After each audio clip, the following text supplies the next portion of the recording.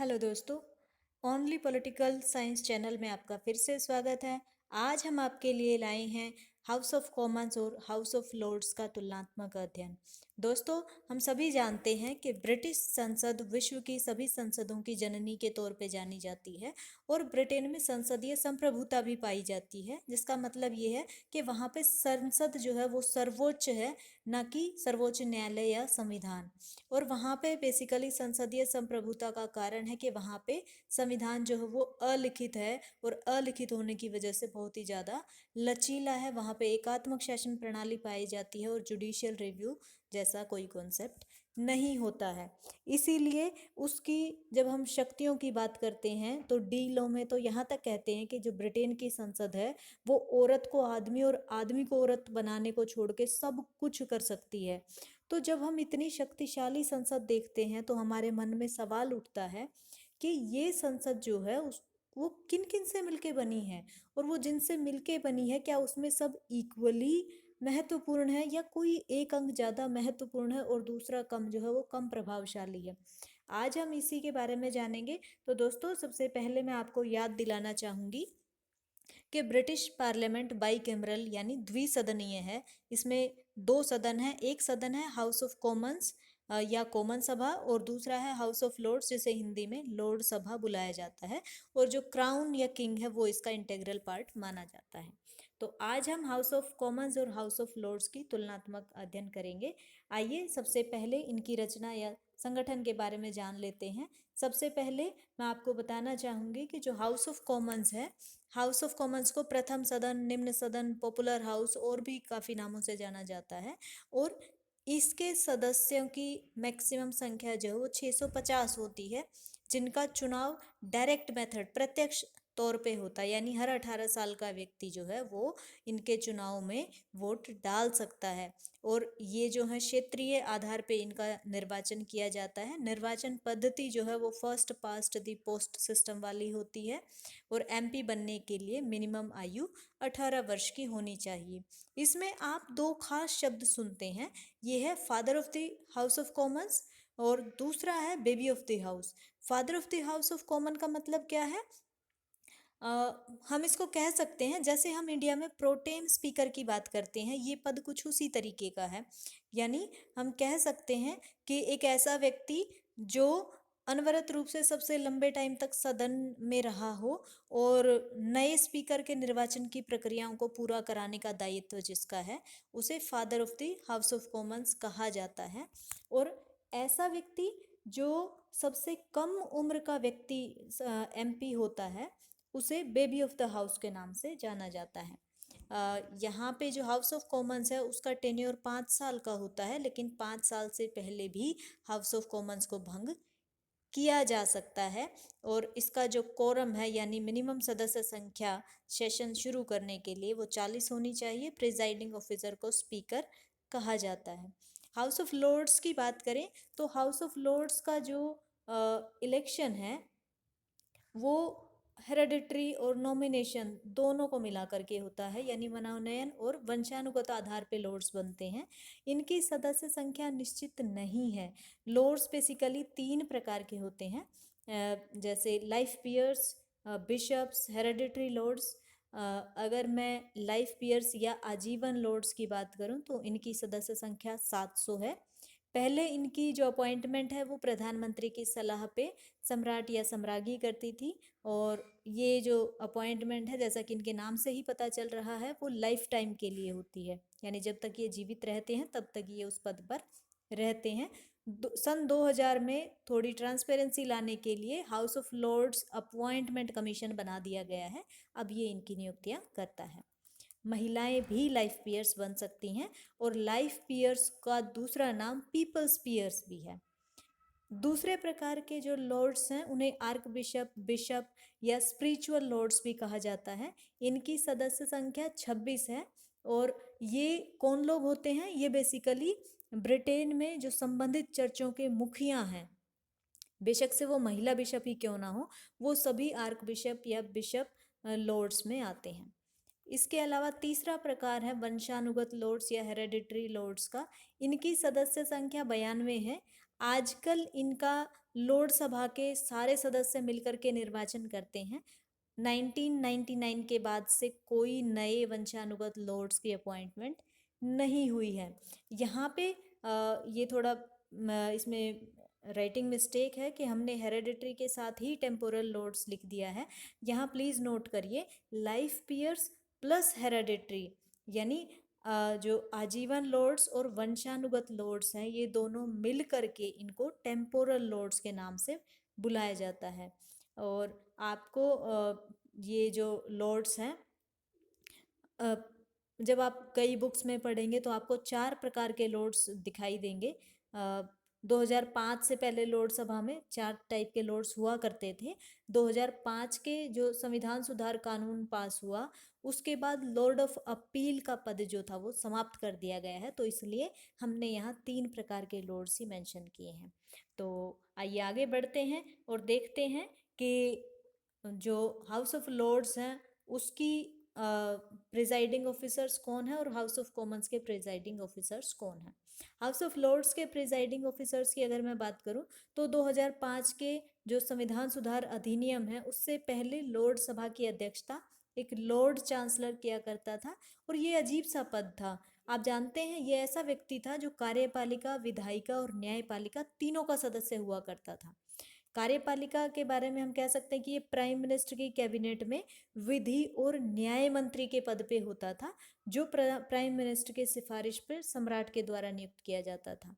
और जैसा कि मैंने बताया कि विधायिका का हिस्सा भी था, तो लॉर्ड चांसलर ही लॉर्ड सभा की अध्यक्षता किया करता था, साथ ही ये लॉर्ड सभा का सदस्य भी होता था। न्यायपालिका की बात करें तो क्योंकि लॉर्ड सभा जो है वो खुद ब्रिटेन की न्यायपालिका के तौर पे काम करती थी, तो अपील के सर्वोच्च न्यायालय जो कि 9 लॉर्ड से मिलके बनता था, उसका मुखिया भी ये व्यक्ति होता था एज अ चीफ जस्टिस।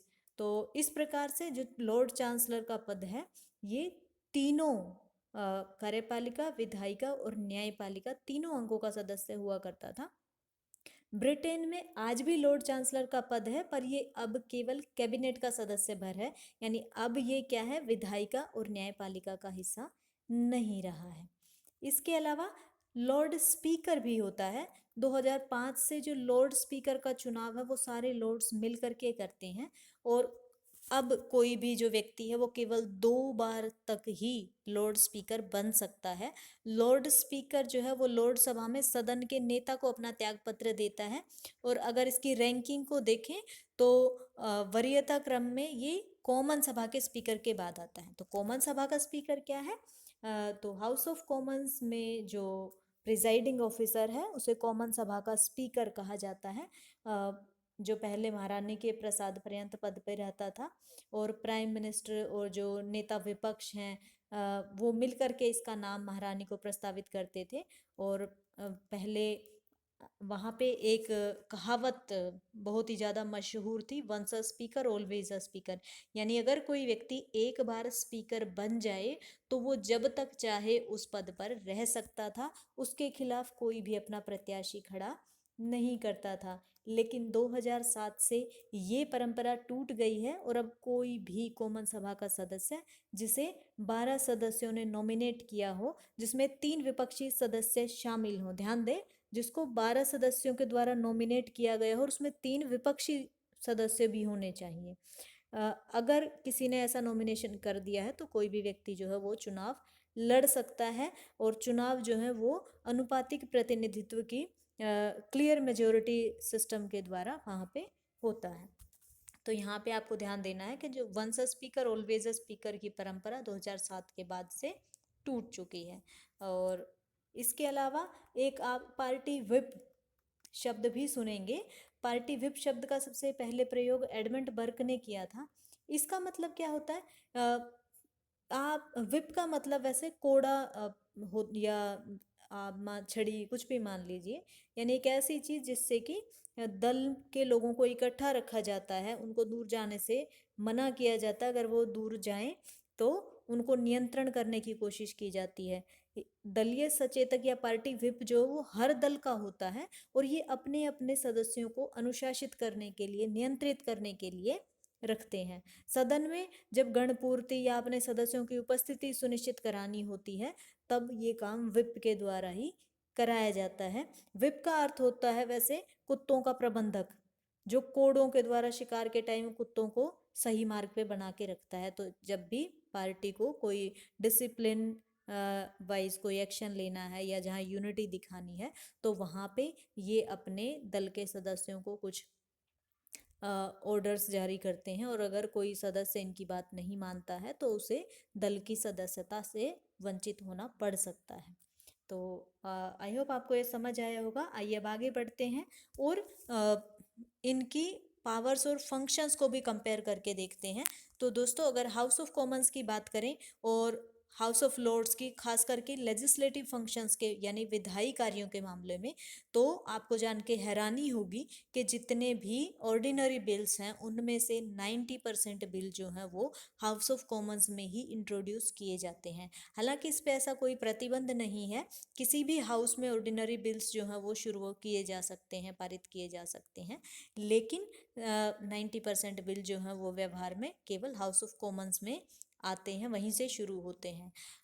और आपको ये भी जान के हैरानी होगी कि हाउस ऑफ लॉर्ड्स जो है वो जस्ट एक डिलेइंग सदन है, एक केवल देरी करने वाला सदन है। और मैं ये बात क्यों कह रही हूँ, बेशक से इस सदन में भी कानून की शुरुआत की जा सकती है, लेकिन वहाँ पे एक स्पेशल प्रोविज़न है और वो प्रोविज़न ये कहता है कि अगर साधारण विधेयक जो है लगातार 2 अधिवेशनों में ये पास कर दे हाउस ऑफ कॉमन्स और लोकसभा उस पर अपनी स्वीकृति ना भी दे तो भी वो विधेयक बन जाएगा। और ये कानून जो है वो इन्होंने 1949 में पारित किया है।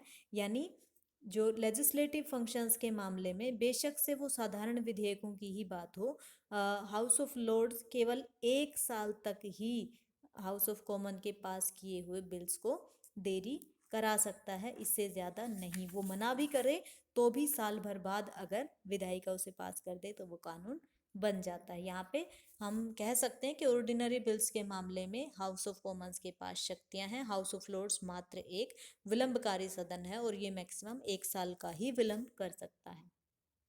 अगर हम इनकी वित्तीय शक्तियों की बात करें तो वित्तीय क्षेत्र में लोक सभा की शक्तियां ना के बराबर मानी जाएंगी।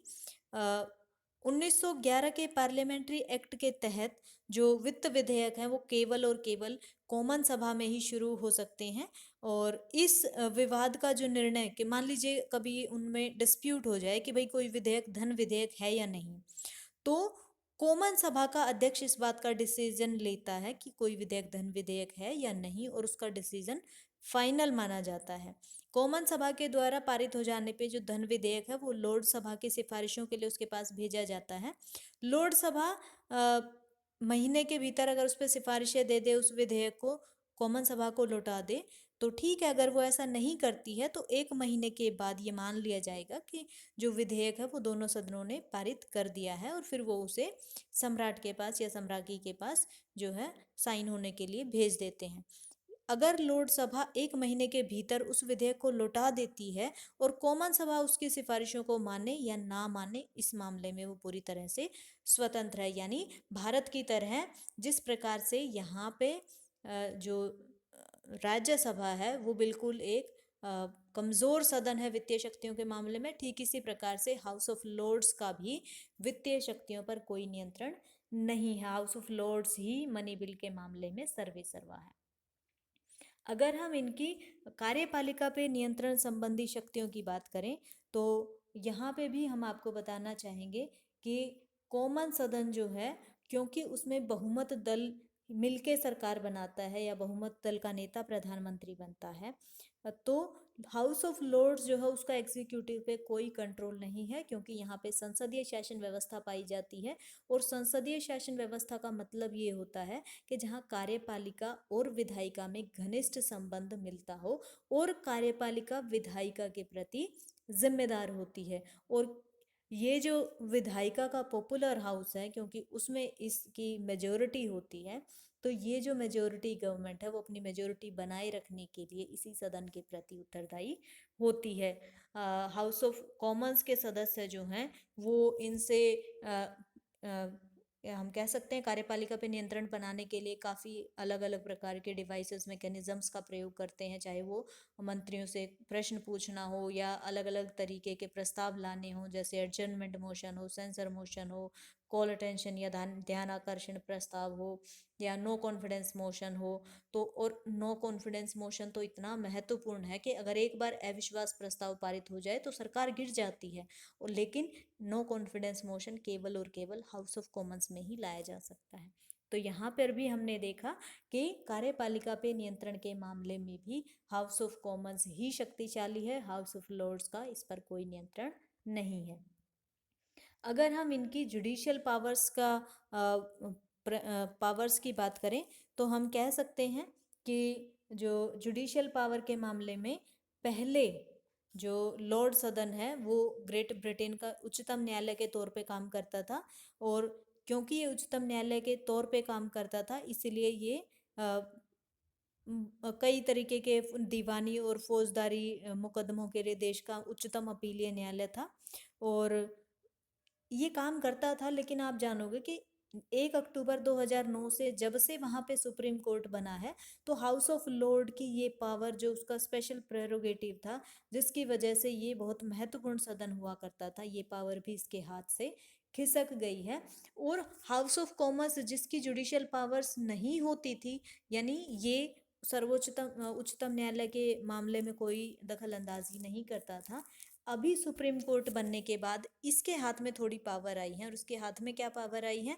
इसके हाथ में पावर है रिकमेंड करने की कि जब कोई जज जो है वो अपने काम को ठीक से नहीं कर रहा है, उसमें महाअभियोग जैसी प्रक्रिया जब चलानी है, तो उसको हटाने के लिए ये जो प्रोसेस है वो शुरू कर सकती है। किंग को जुडिशियल जो नियुक्तियां करनी है उनके बारे में एडवाइस कर सकती है। और तो इस प्रकार से ये बहुत सारे काम करते हैं। हम कह सकते हैं कि 1 अक्टूबर 2009 से जब से संविधान संशोधन अधिनियम पारित होके ब्रिटेन में नया सर्वोच्च न्यायालय बना है, तब से हाउस ऑफ लॉर्ड्स की शक्तियां कम हुई हैं और हाउस ऑफ कॉमन्स की महत्ता थोड़ी सी बढ़ गई है। तो यहाँ पर भी हम कह सकते हैं कि हाउस ऑफ लॉर्ड्स जो है वो एक निःशक्त सदन लगता है। अगर हम इनकी सॉरी, ये तो हम ऑलरेडी डिस्कस कर चुके हैं। आइए एक बार देख लेते हैं कि हमने इसमें क्या क्या देखा। दोस्तों, सबसे पहले हमने आपको बताया कि किस प्रकार से ब्रिटिश पार्लियामेंट जो विश्व की संसदों की जननी मानी जाती है, जो दो सदनों से मिलके बनी है, हाउस ऑफ कॉमन्स और हाउस ऑफ लॉर्ड्स। फिर हमने इनको कंपेयर किया। सबसे पहले हमने इनकी रचना या गठन के बारे में जाना कि कौन कितने लोगों से मिलकर बनती है, उनका चुनाव कैसे होता है, और ये इनके प्रिजाइडिंग ऑफिसर्स कौन कौन होते हैं।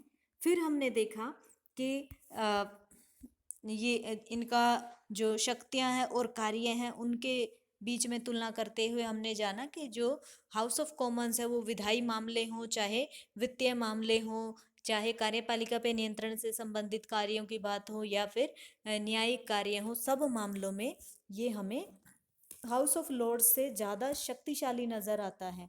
तो दोस्तों, हाउस ऑफ लॉर्ड्स जो है, क्योंकि ये सब मामलों में बहुत ही कमज़ोर सदन नज़र आता है, और इसके बारे में तो कहा भी जाता है कि हाउस ऑफ लॉर्ड जो है वो ब्रिटेन का नहीं, दुनिया का सबसे कमज़ोर दूसरा सदन है।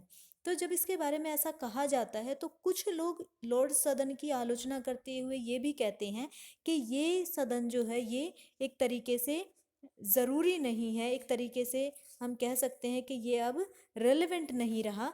तो इस सदन को जीवित क्यों रखा जाए, क्यों ना इस सदन को ख़त्म कर दिया जाए। और जब ये इस प्रकार की आलोचना करते हैं तो ये तर्क देते हैं। क्या क्या तर्क देते हैं? सबसे पहले तो ये कहते हैं कि ये धनवानों के हितों की रक्षा करता है। क्यों? क्योंकि लोक सभा जो है वो पुराने ज़माने में तो सिर्फ राजघरानों के सदस्य या बड़े बड़े जमींदार जो हैं, जो इसके मेंबर होते थे। और आजकल भी देखोगे तो उद्योगपति हैं, बैंकर हैं, कंपनियों के डायरेक्टर हैं, मोटर हवाई कार हवाई जहाज़ों के निर्माता जो हैं, बड़े बड़े अखबारों के मालिक हैं, वो इसके सदस्य बना दिए जाते हैं। तो कोई भी बड़ा निगम या उद्योग मंडल ऐसा नहीं है कि कोई ना कोई उसका प्रतिनिधि लोक सभा में ना हो। मतलब कहने का क्या है कि यहाँ पे जो प्रतिनिधित्व है वो उन सदस्यों के निहित स्वार्थों का प्रतिनिधित्व है, जनता का प्रतिनिधित्व नहीं है। तो क्योंकि धनवानों के हितों की रक्षा करने वाला सदन है तो उसकी ज़रूरत नहीं है। इसके अलावा कुछ लोग कहते हैं कि जो हेरेडिटरी चैम्बर है, यानी पैतृक या पुश्तैनी आधार पे इसके सदस्य चुने हुए होते हैं। तो आप एक कह सकते हैं कि लोकतंत्र के दौर में आप पुश्तैनी आधार पे नियुक्तियों की बात कर रहे हैं, ये एक आश्चर्य की बात लगती है। शुरू शुरू में हो सकता है कि जिस व्यक्ति को लॉर्ड की पदवी दी गई थी वो वास्तव में योग्य प्रशासक या विधायक रहा हो, पर जैसा कि स्टाउट कहते हैं कि क्या इस बात की गारंटी है कि एक योग्य पिता की संतान भी योग्य ही निकलेगी? तो ऐसा नहीं माना जा सकता। इसलिए हमने आपको बताया भी कि सन 2000 में कुछ सुधार किए गए हैं और काफ़ी सीमा तक इस दोष का निवारण जो है वो कर दिया गया है। इसके अलावा कुछ लोग इसको कंजर्वेटिव चैम्बर मानते हैं, और क्योंकि ये प्रगतिशील कानूनों के मार्ग में बाधा करते हैं। और बाधा क्यों करते हैं? क्योंकि इनके वेस्टेड इंटरेस्ट कुछ और हैं।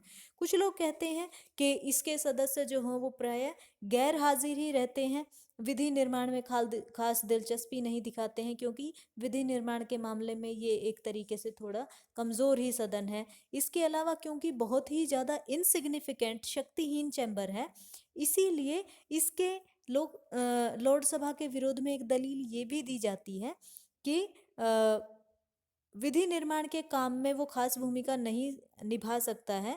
तो ऐसे सदन को बनाए रखने का क्या फायदा, जो ना तो विधायी, वित्तीय, कार्यकारी क्षेत्र में इतना दुर्बल है कि उसके बिना भी काम चल जाता है। तो दोनों सदनों के बीच में जो संघर्ष की संभावना रहती है, कई बार दोनों सदनों के बीच मतभेद भी हुए हैं। तो बोलते हैं कि अगर इस विरोध के कारण मान लीजिए जो लोकसभा है वो किसी विधेयक को विरोध करे, उसको वापस लेना पड़ जाए, तो इससे काम में अड़ंगेबाजी लगती है। तो इस तरीके के जब ये अ, हम कह सकते हैं आक्षेप लगाते हैं और चाहते हैं कि लोकसभा को ख़त्म कर दिया जाए, तो आपके मन में आया होगा फिर हमने कंपैरिजन करके क्यों बढ़ाया? अगर ये लोकसभा इतना महत्वपूर्ण सदन नहीं था तो हम एक ही सदन की चर्चा कर देते, या फिर हम सिंपल ही पढ़ा देते और आपको बता देते सिंपली कि भाई जो सेकंड सदन है लोकसभा वो बहुत ज़्यादा महत्वपूर्ण नहीं है, और बात को यहीं छोड़ देते। लेकिन दोस्तों, आपको ध्यान देना होगा कि देखिए, बेशक से इसके ऊपर कितने भी चोटें की जाए, उसके बावजूद भी लोकसभा की उपयोगिता है। यही वजह है कि ये आज भी जीवित है। और ये इसके बारे में क्या तर्क मिलते हैं? इसके बारे में ये तर्क दिए जाते हैं कि सबसे पहली बात तो ये सरकार की उग्र और क्रांतिकारी नीतियों पर अंकुश लगाते हैं। हमने आपको बताया कि जो अंग्रेज हैं वो स्वभाव से ही रूढ़िवादी हैं, वो मिक्स्ड गवर्नमेंट के सिद्धांतों में विश्वास रखते हैं। और मिक्स्ड गवर्नमेंट में भी कौन कौन है? मोनार्की है, सम्राट है, कुलीन वर्ग, एरिस्टोक्रेसी है, और कॉमन पीपल हैं। तो लोक सभा जो है, अगर वो कुलीन वर्ग का प्रतिनिधित्व करती है तो कॉमन सभा साधारण जनता का प्रतिनिधित्व करती है। तो इससे कोई फर्क नहीं पड़ता है। इसके अलावा वो कहते हैं कि ये विधेयकों में संशोधन के लिए एक प्लेटफॉर्म है। लोक सभा केवल अंग्रेजों की रूढ़िवादिता की वजह से जिंदा नहीं है, उसकी वास्तव में उपयोगिता भी है। और वास्तव में उपयोगिता कैसी है कि वो कॉमन सभा जो विधेयक पारित करती है वो उनका परीक्षण करती है और उसमें आवश्यक संशोधन भी कर देती है। ब्राइस कमेटी के अनुसार ये कार्य बहुत ही ज़्यादा इम्पोर्टेंट हो गया है आज के टाइम में, क्योंकि कॉमन सभा में काम की बाढ़ सी आई रहती है और इस वजह से उसे बिल के सारे पहलुओं पर विस्तार से चर्चा करने का पूरा समय नहीं मिलता है। ऐसे में वो जल्दबाजी में कानून बना सकती है, या हो सकता है कि वो जनता की वोट बटोरने के लिए काम करने लग जाए। तो ऐसे में अगर ये दूसरा सदन बना रहेगा तो ये उन विधेयकों की समीक्षा करता रहेगा और हमें अच्छे कानून मिलेंगे। इसके अलावा ये भी कहा जाता है कि कई विधेयक जो हैं वो लोकसभा में प्रस्तावित किए जाते हैं, शुरू किए जाते हैं, बेशक से इनकी संख्या कम हो, पर इससे कॉमन सभा का समय जो है वो बच जाता है। और वाद विवाद का ऊंचा स्तर होता है, क्योंकि लोक सभा जो है वो जनमत को प्रभावित करने का एक शक्तिशाली साधन है। इसलिए उसमें बहुत ऊंचे स्तर का वाद विवाद होता है और उसके बहुत सारे कारण होते हैं। जैसे लोक सभा के जो ज्यादातर सदस्य हैं वो अनुभवी होते हैं, ज्यादा उम्र के लोग होते हैं।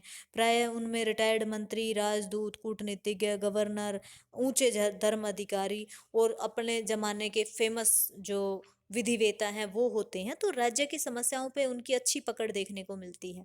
इसके अलावा लोकसभा की बैठकों में क्योंकि कम लोग भाग लेते हैं, इसलिए इस सदन में जो वक्ताओं की संख्या है वो कम होती है। जो लोग बोलना चाहते हैं वो अपनी बात कहने का पूरा अवसर उनको मिलता है। और लोकसभा का सदस्य अपनी बात को ज्यादा निडरता के साथ रख सकता है।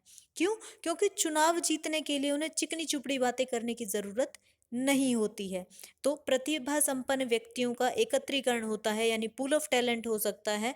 ये एक ऐसा सदन है जिसमें आप देखोगे कि हम पहले के नेताओं की बात करें तो नेल्सन हो, टेनिसन हो, कीन्स हो, एटली हो, लॉयड जॉर्ज हो, रोनाल्ड यंग हो, तो ये सारे नेता इसी में से निकले हैं।